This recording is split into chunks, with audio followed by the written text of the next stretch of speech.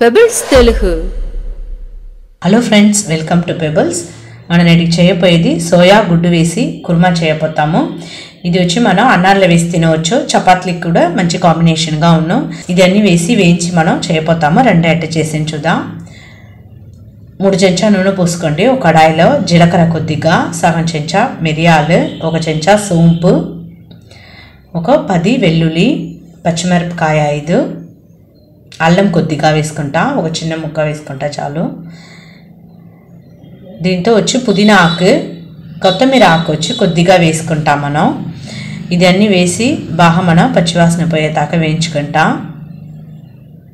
దీంట్లో 10 చిన్న ఉల్లిపాయ, ఒక పెద్ద ఉల్లిపాయ ఒకటి వేసుకుంటాను. అది కూడా కోసి వేసుకోండి పొడువుగా. ఇది అన్నీ ఒక 30 సెకండ్ బాగా వేయించని. దాని తర్వాత మనం దీంట్లో మసాలాస్ వేసుకుంటా. చూస్తుంటా 3 చెంచా ధనియాల పొడి వేస్తున్నాను. 1 చెంచా మనం వెట్టి మిరపొడి వేసుకుంటా. ఎందుకంటే పచ్చిమిరపకాయ వేసిన వల్ల నేను 1 చెంచాదా వెట్టి మిరపొడి వేస్తాను. అది కూడా మనం రంగు కోసం వేస్తున్నాను నేను. బాగా వేయించుకోండి. దీంతో వచ్చి మనం పావు మూత కొబ్బరి వేసుకుంటా. పొయ్యి ఆర్పేసి ఆ వేడిలోనే వచ్చి మనం ఒక పావు మూత తురిమిన కొబ్బరి వేసుకుంటా. వేసి అన్నీ మొత్తం కలిసి చూడండి. బాగా చల్లారిన తర్వాత మనం మిక్సీలో నూరి ఎత్తి పెట్టుకుంటాం. ఆరింది. ఇప్పుడు మనం మిక్సీలో వేసి కొద్దిగా నీళ్ళు పోసి నూరి ఎత్తి పెట్టుకుంటాం. ఇప్పుడు ఒక కడాయిలో ఒక 3 చెంచా నూనె పోసుకోండి. తాలింపుకు చూస్తుంటే ఆవాలు, దాని తర్వాత కొద్దిగా కరివేపాకు, ఒక పెద్ద ఉల్లిపాయ వేసుకుంటా. దీంట్లోనే వచ్చి కొద్దిగా కొత్తిమీర ఆకు వేసుకుంటా. కొద్దిగా నిండవద్దు, బాగా వేయించుతూ ఉండండి. ఇప్పుడు వచ్చి నేను వచ్చి సోయా చూస్తుంటా ఒక 20 నిమిషాల ముందే బాగా వేడిలో నానబెట్టి ఉంటుంది. ఇప్పుడు దాన్ని బాగా శుభ్రంగా కడిగేసి ఇంకొకసారి కూడా ఎక్కువ నీళ్ళ బాగా కడిగేసి మనం పిండి ఎత్తి వేయాలా. ఒక కప్ సోయా వేస్తుంది చూడండి. దీంట్లో వేసుకోండి. బాగా పిండి ఎత్తుకండి. సోయాని బాగా పిండండి. పిండి వేయండి. బాగా వేయించుతూ ఉండండి. వేయించేసి దీంట్లో కొద్దిగా వచ్చి పసుపు వేసుకుంటాం మనం.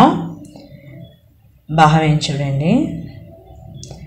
దీనికి సరిపడిన ఉప్పు కొద్దిగా వేసుకుంటా. ఇది ఒక 5 నిమిషాలు ఉడుకుతా చాలునే. ఎందుకంటే మనం వచ్చి ఒక 20 నిమిషాలు నానపెట్టి ఉంటాము. అందుకోసం ఒక 5 నిమిషాలు ఉడుకుతనే చాలున. 5 నిమిషాలు అయిపోయింది చూడండి. సోయా కూడా బాగా ఉడికిపోయింది. ఇప్పుడు మనం నూరిన దాన్ని పోసుకుంటాం. దాంట్లో బాగా కలిపిడండి. నీళ్ళు కొద్దిగా పోసుకుంటాను దాంట్లోనే. ఇప్పుడు వచ్చి నేను ఒక 4 గుడ్డు పెట్టుంటాను. అది కూడా మనం దీంట్లోనే వేసేసి ఒక 8 నిమిషాలు సన్నమంటలో పెట్టి మనం తెల్లి ఉడిచేస్తాం. చూడండి 4 గుడ్డుని ఈ విధంగా గీది వేసుకుంటాం మనం. చూడండి ఈ విధంగా మనం 4 గుడ్డుని వేసుకుంటాం. వేసేసి సన్నమంటలో పెట్టి ఒక 8 నిమిషాలు బాగా తెల్లని. చూడండి బాగా ఆ కుర్మా వాసన రావాలా. అప్పుడుదా వచ్చి మనకు ఆ పచ్చి వాసన పోయినట్టు లెక్క. చూడండి ఇప్పుడు కుర్మా రెడీ అయిపోయింది.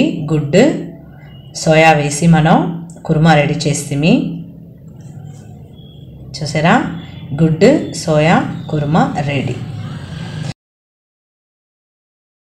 నేను గుడ్డు సోయా వేసి కుర్మా ఎట్లా చేసి చూస్తే మీరు కమెంట్ చెప్పండి, లైక్ చేయండి, షేర్ చేయండి.